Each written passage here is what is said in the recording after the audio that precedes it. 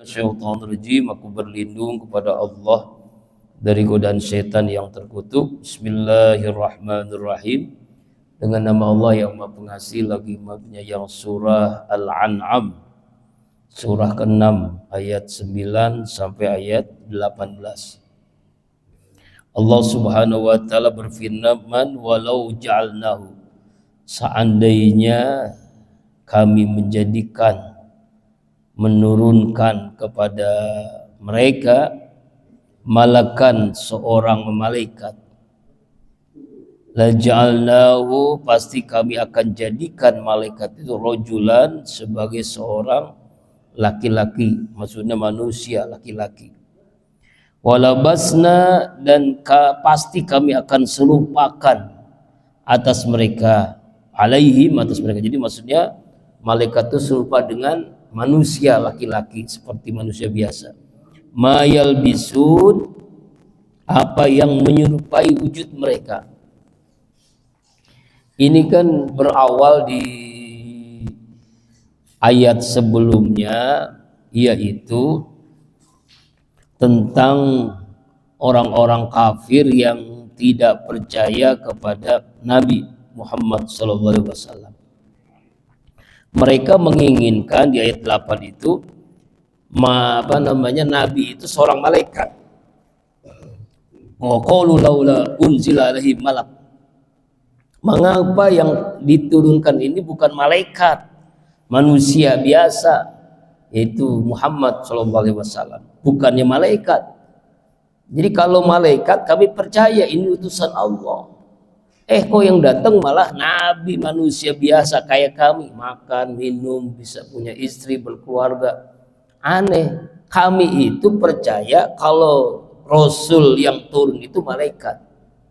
Nah, di ayat 9 Allah menjawab, walau ja'alnahu malakan, seandainya kami menurunkan kepada mereka nabi seorang malaikat, malakan seorang malaikat, rojulan, lajalnau rojulan, pasti kami jadikan malaikat itu berwujud laki-laki. Nggak mungkin malaikat seperti bentuk aslinya. Kenapa? Manusia nggak ada yang bisa melihat. Kita tahu malaikat itu diciptakan dari nur, dari cahaya. Seandainya Allah turunkan malaikat, ya pasti orang nggak ada yang lihat. Mana orangnya, mana yang menjadi utusan Allah. Pasti kata Allah, kalau misalnya seandainya umpama Rasul itu malaikat, aku jadikan seorang laki-laki, manusia biasa. Ya, wala labasna alaihim ma yalbisun, dan pasti akan meserupakan kepada mereka ma yalbisun, yang menyerupai wujud manusia, yang menyerupai wujud manusia. Jadi kalau seandainya Allah turunkan Rasul itu malaikat, pasti Allah jadikan seorang laki-laki, bukan seorang malaikat. Ya nggak mungkin dong, karena manusia nggak ada yang bisa melihat malaikat. Pengen Pak lihat malaikat? Mati dulu. Semua kita nanti melihat malaikat nanti. Ya ketika sakaratul maut, melihat malaikat maut. Jadi pertama kali kita melihat namanya malaikat maut namanya. Ya, udah siap. Masya Allah, siap nggak siap mesti siap ya. Kita akan melihat malaikat. Ya, jadi kalau seandainya Rasul itu malaikat, pasti dia juga seorang laki-laki, seorang manusia yang wujudnya sama dengan mereka. Nggak mungkin malaikat, ya kan? Itu pun maksudnya apa? Supaya bisa ngobrol, bisa komunikasi. Kalau manusia itu, kalau misalnya malaikatnya bentuk asli, nggak ada yang bisa melihat, nggak bisa ngobrol, nggak bisa berbicara. Ya. Sebagaimana juga ayat ini dijelaskan di dalam surah Al-Isra ayat 95. Qul law kana fil ardi malaikatun yamshuna mutma'innina lanazalna 'alaihim minas samai malakar rasula. Katakanlah ya Muhammad, kalau seandainya malaikat-malaikat berjalan di bumi ini, niscaya kami turunkan di langit kepada mereka seorang malaikat menjadi rasul. Seandainya itu terjadi, Allah menjadikan malaikat sebagai nabi dan rasul. Kan nggak mungkin. Ya, tidak mungkin. Juga dijelaskan di dalam surah Al-Imran 164. Laqad manallahu 'alal mu'minina idz ba'atsa fihim rasulan min anfusihim yatlu 'alaihim ayati wa yuzakkihim. Sungguhnya Allah telah memberikan karunia kepada orang yang beriman ketika Allah mengutus di antara mereka seorang rasul dari golongan mereka sendiri. Jadi nabi rasul itu dari manusia sendiri, bukan malaikat. Kenapa? Supaya kita bisa berkomunikasi, supaya bisa jelas ini loh wahyu dari Allah, yang dibacakan ayat-ayat Allah, mensucikan ayat-ayat Allah. Ya, begitu. Jadi nggak mungkin Allah turunkan malaikat, seorang rasul itu malaikat. Riwayat Ibnu Abbas, arti ayat Al-An'am 9 ini adalah tidaklah dia mendatangi mereka melainkan dalam bentuk rupa seorang laki-laki. Ya, seandainya datang mereka seorang malaikat, tidaklah dia mendatangi mereka melainkan dalam bentuk rupa seorang laki. Karena sesungguhnya mereka tidak akan dapat melihat malaikat dalam bentuk aslinya. Mengingat malaikat diciptakan dari nur, dari cahaya Allah Subhanahu wa ta'ala. Ya kan? Tapi apa yang terjadi? Sama aja, mau bentuknya manusia dari malaikat, mau manusia biasa, tetap mereka meragukan. Ya, walabasna alim ya yalbisun, tetap mereka itu meragukan. Ya, tetap apa yang disampaikan itu meragukan, tetap aja nggak percaya. Itulah orang kafir. Ya, ini yang dijelaskan dalam kitab tafsir Ibnu Katsir, ialah tentunya kami meragukan atas mereka. Jadi mereka tetap ragu-ragu. Mereka nggak percaya itu utusan Allah. Sama aja. Allah udah tahu kalau Rasul itu malaikat, sama aja dengan Rasul sebagai manusia. Nggak mungkin mereka percaya. Sama aja. Walaqad ustujiba rasul min qablika fahaqqa billadzina sakhiru an minhum maka nubi yastajiun. Ayat 10.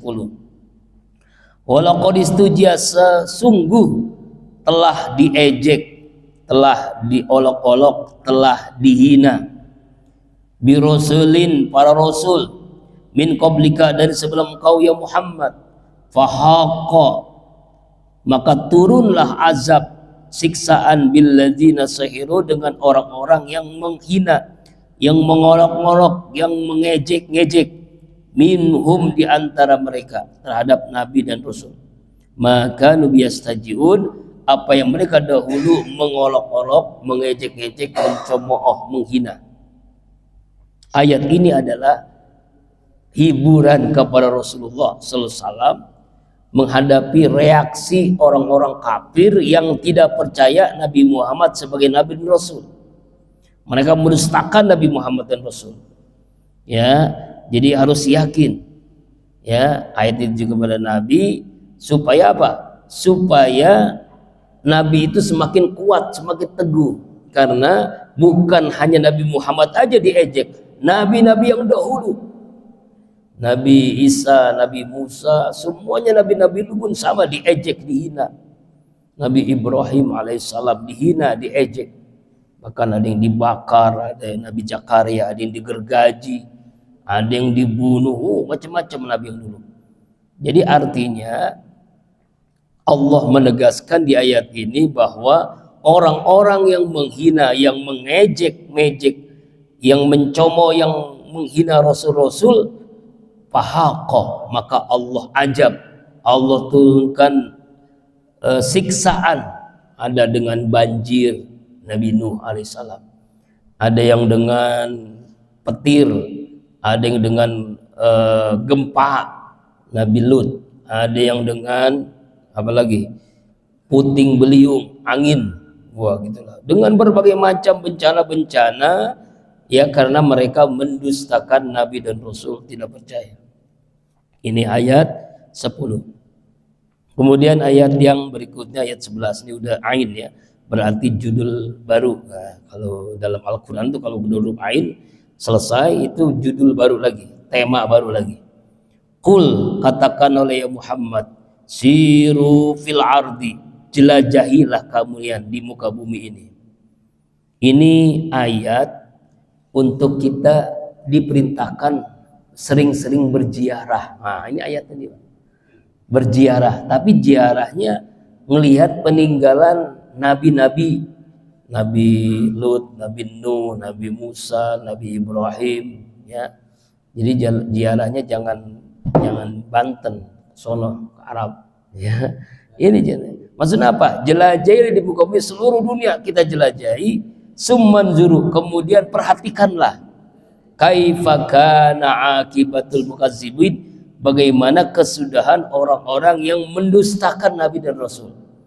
Bagaimana orang-orang yang dulunya tidak percaya Nabi dan Rasul, akibatnya ada yang jadi patung, ada yang sedang hubungan itu kan, yang homo tuh Nabi Lut kan, ada sekarang patungnya, Pak.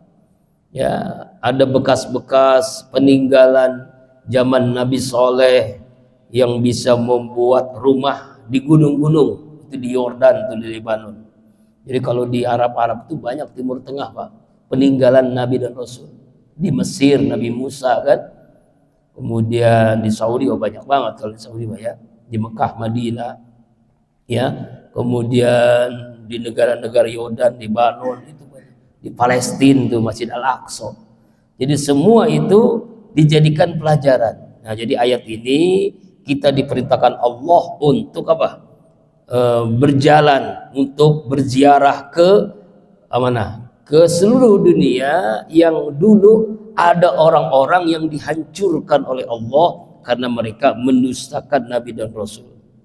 Gitu ya kan? Makanya namanya akibatul mukazzibin, akibat-akibat orang-orang yang mendustakan Nabi dan Rasul, yang mereka tidak percaya ini menjelaskan halal haram, hak batil, surga neraka. Dia nggak percaya nanti akan datang kiamat, nggak percaya, pokoknya nggak percaya dengan Nabi dan Rasul. Kesudahannya apa? Nah, dihancurkan oleh Allah sedahsyat-dahsyatnya. Makanya menambah keimanan. Nah, gitu. Maksudnya berziarah itu menambah keimanan kita. Dulu ada orang-orang yang tidak percaya Nabi dan Rasul yang Allah hancurkan sehancur-hancurnya. Nah, itu ya. Ini perintahnya dalam ayat 11. Kemudian jamaah rahimakumullah, ayat yang berikutnya ayat 12. Qul liman ma fis samawati wal ardh. Katakanlah ya Muhammad, lima ma fis samawati wal ardh, milik siapakah apa yang ada di langit dan apa yang ada di bumi. Jadi Allah Subhanahu wa taala di ayat ke-12 Al-An'am ini memberitahukan kita dengan bentuk pertanyaan supaya kita lebih yakin lagi dengan Allah. Siapa sih milik langit dan bumi itu? Siapa? Kepunyaan langit dan bumi itu siapa? Pasti jawabannya hanya Allah Subhanahu wa taala. Makanya qul lillah, katakanlah ya Muhammad, lillah, Allah lah, milik Allah lah semua yang ada di langit, semua yang ada di bumi, ya. Bahkan Rasulullah menjelaskan dari hadis Abu Hurairah radhiyallahu an, innallaha lamma khalaqal khalqi kataba kitaban indahu fawqal arsy inna rahmati taglibu ghadabi. Sungguhnya Allah setelah selesai menciptakan makhluk, dia menulis di dalam kitab yang ada di arsy Allah, sungguhnya rahmatku mengalahkan murkaku. Ini kalimat Rasulullah ketika menjelaskan bahwa semua yang ada di langit, semua yang ada di bumi itu adalah ciptaan Allah, milik Allah.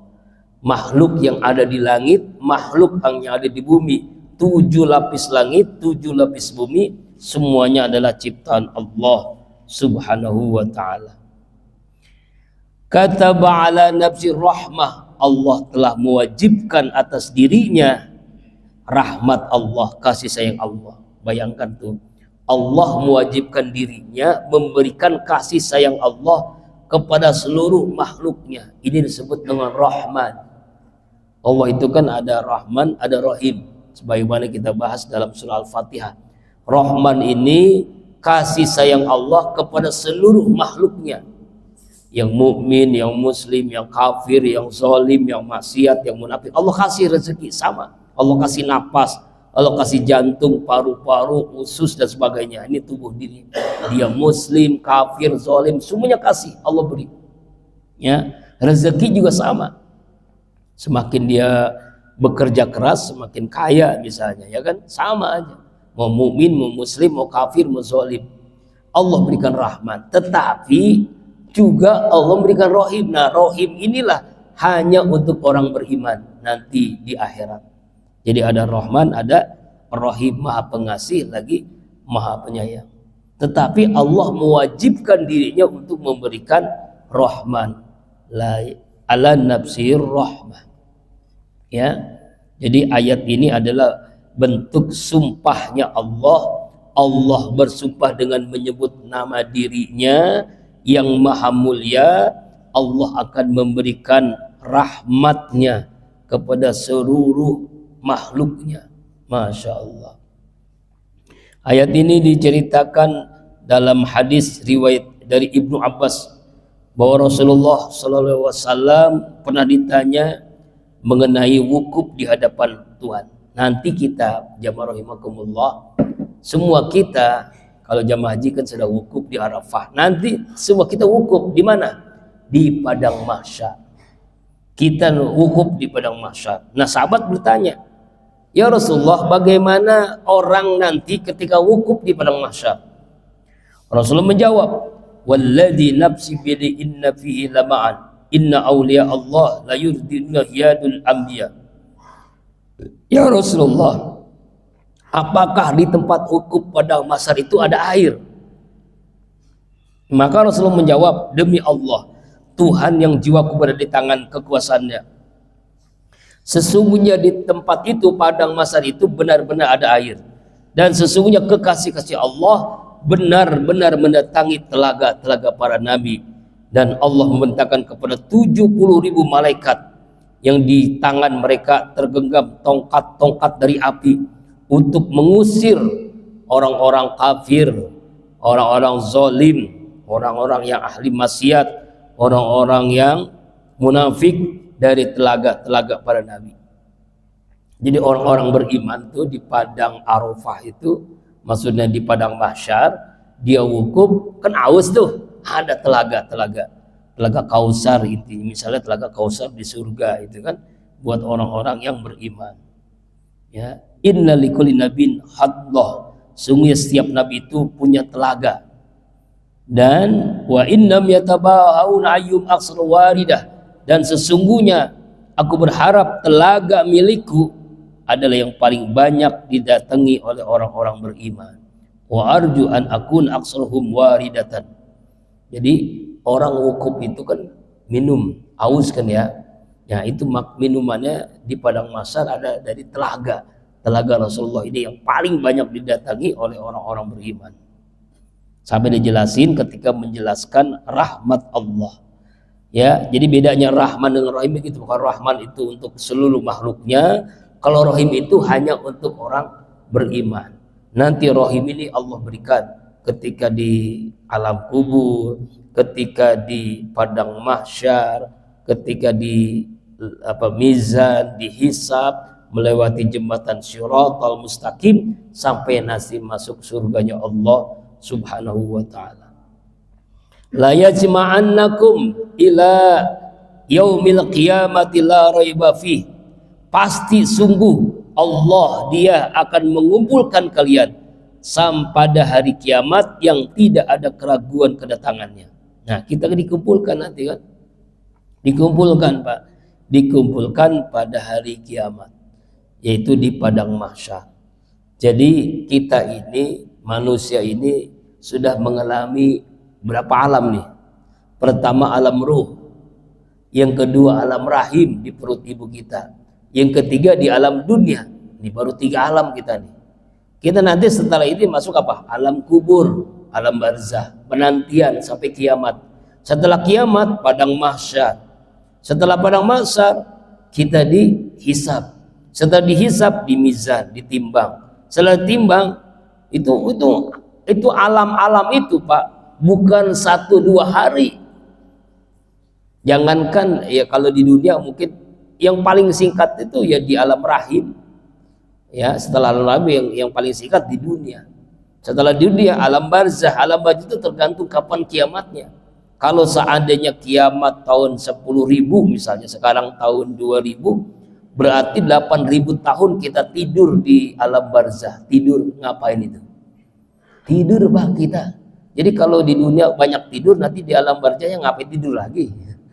Ya, ya, tidur kita di alam barzah. Cuma tidurnya ada dua kemungkinan.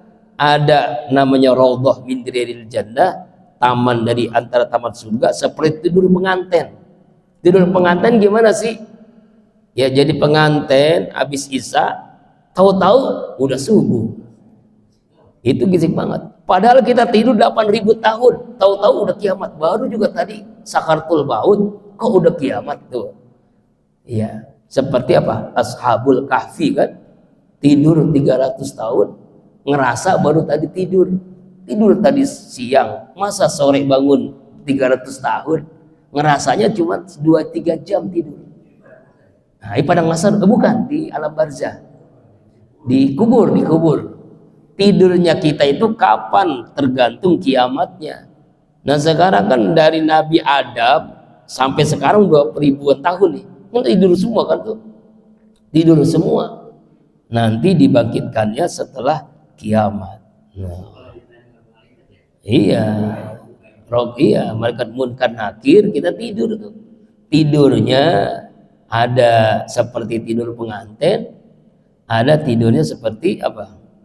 Ya, kubah neraka. Belum masuk neraka, tapi udah disiksa, namanya azab kubur. Azab kubur, na'udzubillahi min zalik. Ya kayak bukan kayak mimpi ya, mungkin bahasa itu mimpi, wallahu alam. Itu kan alam gaib, nggak bisa diceritakan dengan apa namanya, dengan akal kita, tapi dipahami dengan iman, dengan keyakinan, dan itu akan terjadi oleh kita semua. Kalau seandainya 10.000, kalau kiamat tahun 1 juta misal, 1 juta baru kiamat misalnya, ini misalnya aja, berarti kita tidur di alam barzah selama segitu tahun. Allah akbar.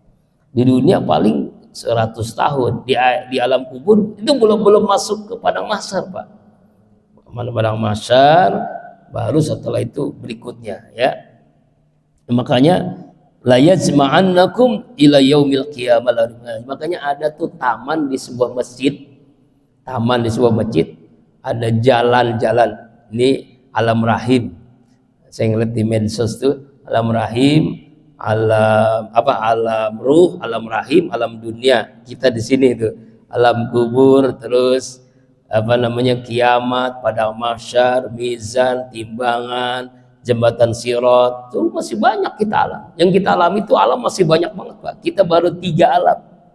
Sedangkan alam yang kita alami nanti bisa lebih dari 7 alam, ya, yang kita akan alami. Itu ada tuh, jadi pengingat tuh, ada sebuah taman di masjid, taman masjid itu ditulis-tulisin jadinya. Jadi kita ngelewat kemana gitu, Masya Allah, jadi sadar diri, ya Allah, gak ada apa-apanya gitu ya. Nah, kalau nggak ngaji nggak yakin kita, nggak paham, ya. Nah, pasti dikumpulkan kita nanti hari kiamat, dan la raiba fi. Allah menggunakan kalimat la raiba fi, tidak ada keraguan-raguan. Artinya kejadian yang pasti, tidak diragu-ragukan. Orang beriman tidak akan ragu-ragu karena kejadiannya pasti, karena Allah yang mengatakan. Kita harus yakin. Kalau nggak yakin, nggak beriman gitu ya. Alladzina khasiru anfusahum fahum la yu'minun. Adalah orang-orang yang ragu diri mereka sendiri dan mereka tidak beriman.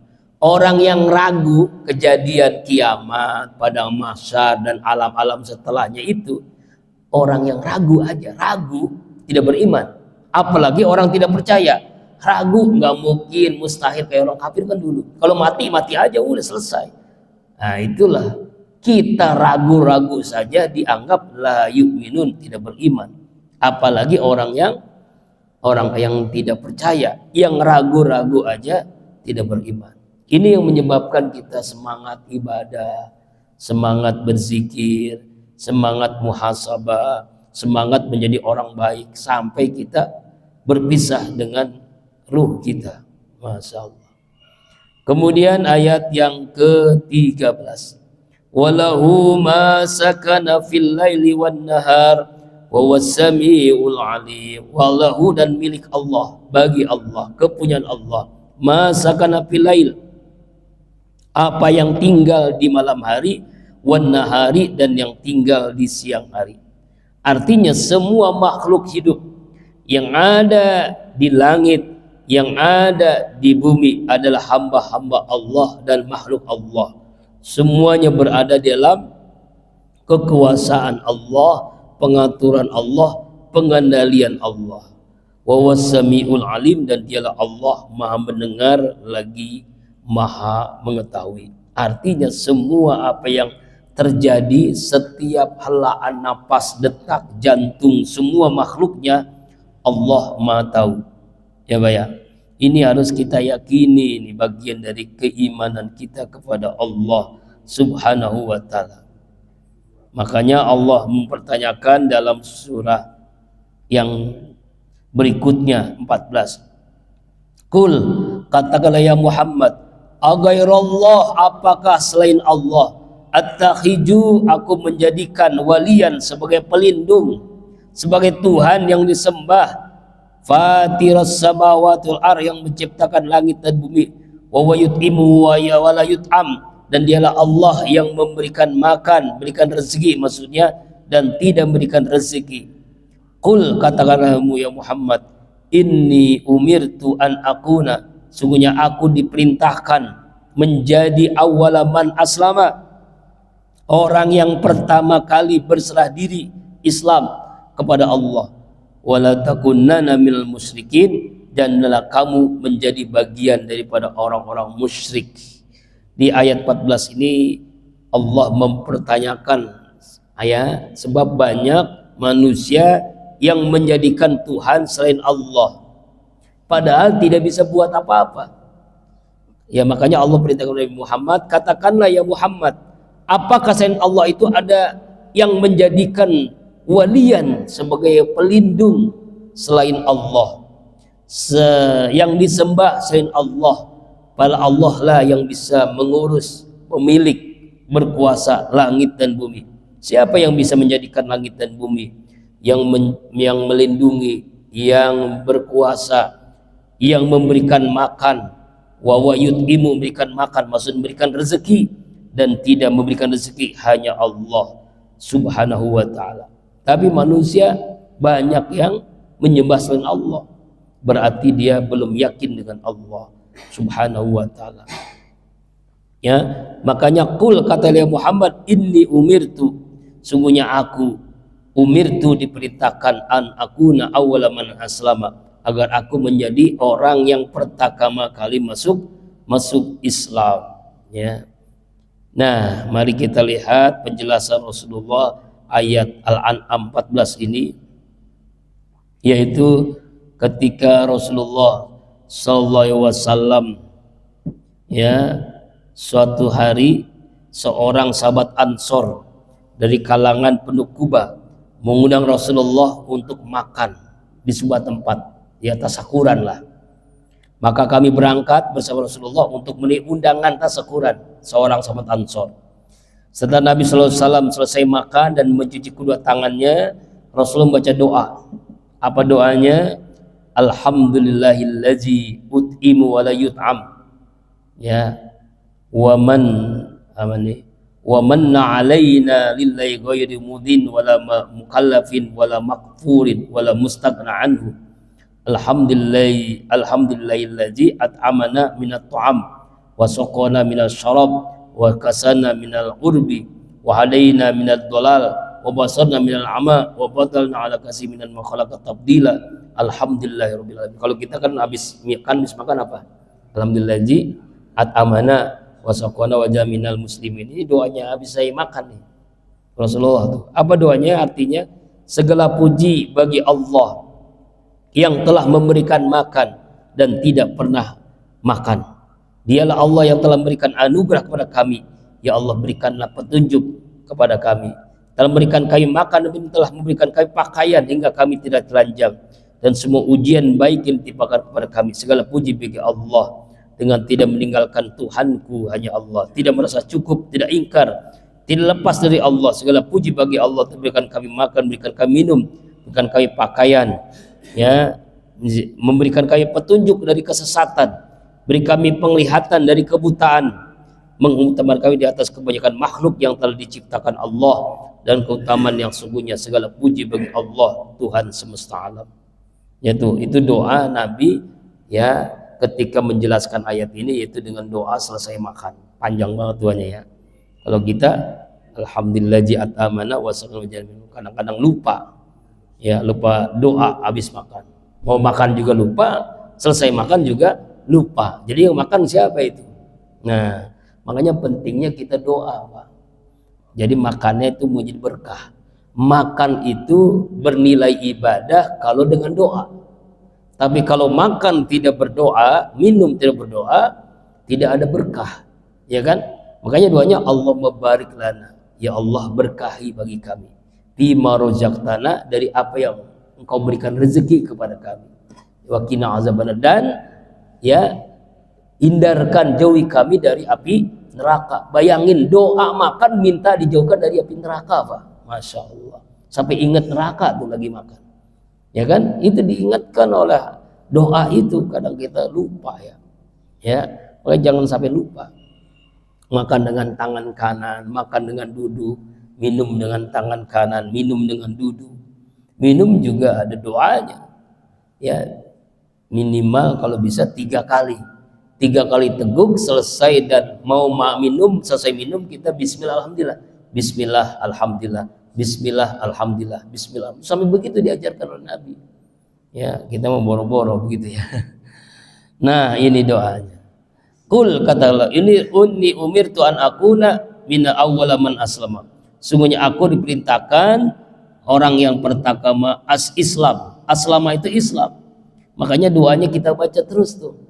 Dalam doa iftitah kan, Allahu akbar kabir walhamdulillah kasir, inni wajjahtu wajhi lillazi fatara samawati al ardu hanifan minal musyrik, inna salati wa nusuki wa mahyaya wa mamati lillahi rabbil alamin la syarika lahu wa bidzalika umirtu wa ana minal muslimin. Ini kan inni umirtu an akuna min man aslama. Sungguhnya aku ini diperintahkan untuk menjadi orang yang pertama kami Islam. Islam itu artinya orang yang berserah diri dengan perintah Allah, berserah diri dengan meninggalkan larangan Allah. Ya, ini ayat yang ke-14. Dan janganlah kita ini menjadi orang-orang musyrik. Ya. Kemudian ayat yang ke-15.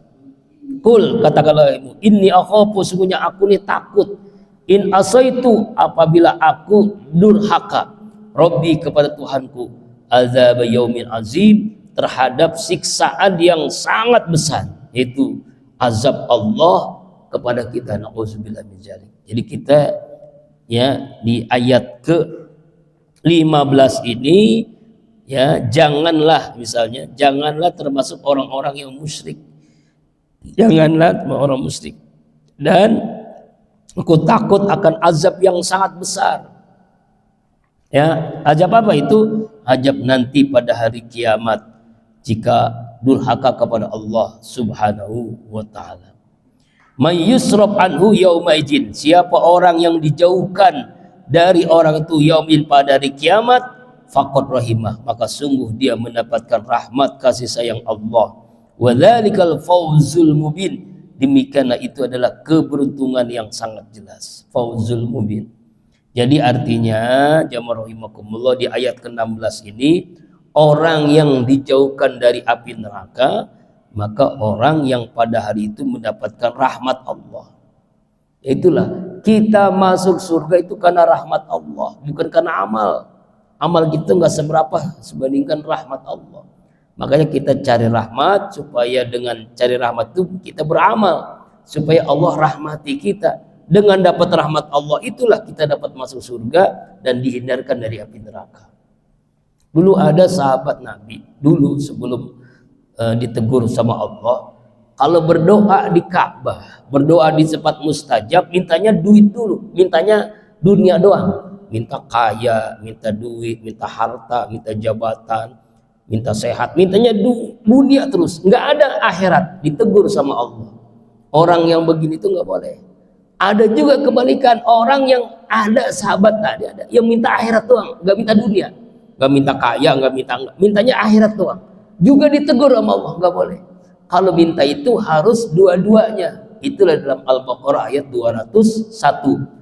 Rabbana atina fid dunya hasanah wa fil akhirati hasanah wa qina azabannar. Jadi kalau minta itu dua-duanya, dunia dan akhirat. Jangan dunia doang, jangan akhirat doang. Minta dunia, sehat, ilmu, kaya, itu boleh, silakan. Minta akhirat, ridho Allah, surga Allah, ya itu akhirat, ya dijauhkan dari api neraka, itu akhirat. Gitu. Jadi dua-duanya harus diminta, jangan satu doang. Ya, mayusrob, siapa orang dijauhkan dari siksa Allah, maka rahimah, maka sungguh dapat rahmat Allah. Wazalikal fawzul mubin, dan itulah adalah kesuksesan yang nyata. Ayat 17. Dikit lagi ya. Sekarang suruknya jam berapa nih? Oh, lewat 3 menit sekarang mah, lewat 3 menit ya Pak ya. Ayat 17 sekarang.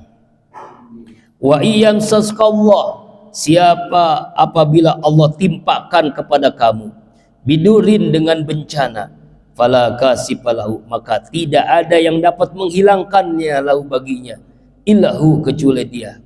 Jadi kalau ada orang yang dapat bencana musibah, nggak ada yang dapat mencegahnya, nggak ada yang dapat menghilangkannya kecuali hanya Allah subhanahu wa ta'ala. Artinya Allah memberitahukan di ayat 17 ini bahwa dialah Allah yang memiliki kemanfaatan, kemudaratan, yang mengatur orang ini dapat nikmat, dapat musibah, hanya Allah.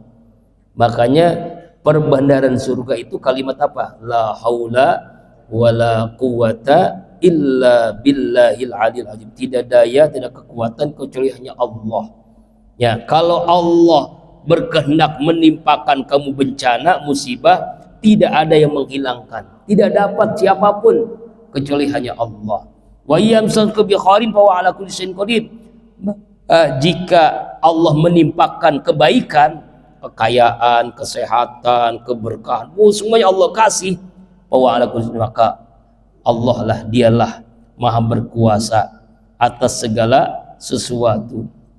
Ya, nah ayat ini dijelaskan dalam surat Fatir ayat 2. Ma yabtahillahu linnas min rahmatin, apa saja yang Allah anugerahkan kepada manusia berupa rahmat, min fala mumsik, kalau maka tidak ada yang dapat menahannya. Wa ma yumsik, siapa saja yang ditahan oleh Allah, fala mursalahu min ba'di, maka tidak ada seorang pun yang dapat melepaskannya. Karena itu dalam hadis Rasulullah SAW berdoa, hadis sahih, Allahumma la mani'a lima a'taita wa la mu'tiya lima mana'ta wa la yanfa'ul jaddi minkal jadd. Ya Allah, ya Rabbana, ya Tuhanku, la mani'a, tidak ada yang mencegah, lima ataita, apa yang engkau berikan ya Allah, tidak ada yang dapat mencegah apa yang engkau berikan. Wala mu'tiya, tidak dapat yang memberikan lima manata, apa yang engkau cegah. Wala yanfa'ul jadi minkal jad, tidak ada yang memberikan manfaat kecuali engkau yang memberikan kedudukan. Nah, inilah doa selesai kita sholat wajib ya.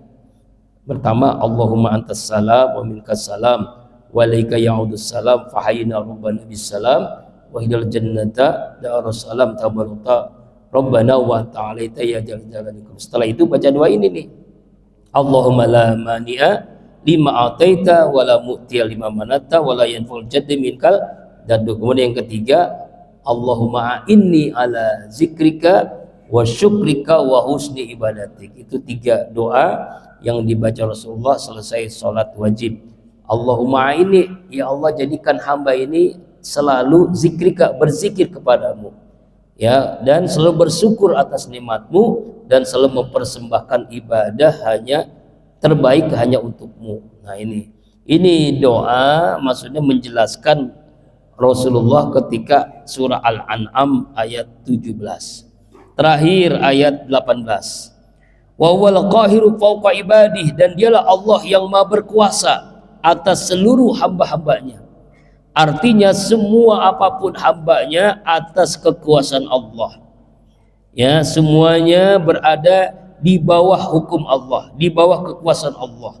Semua makhluk Allah.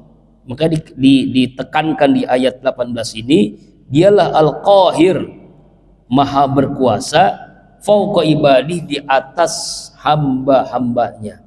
Semua makhluknya harus tunduk patuh kepada Allah, karena semuanya di bawah kekuasaan Allah. Wa huwal hakimul khabir, dialah Allah maha bijaksana lagi maha mengetahui tentang kedudukan kita. Wallahu a'lam bishawab. Mudah-mudahan dari ayat-ayat yang kita baca hari ini kita dapat mengambil ibrah pelajaran. Insyaallah minggu depan, Jumat depan,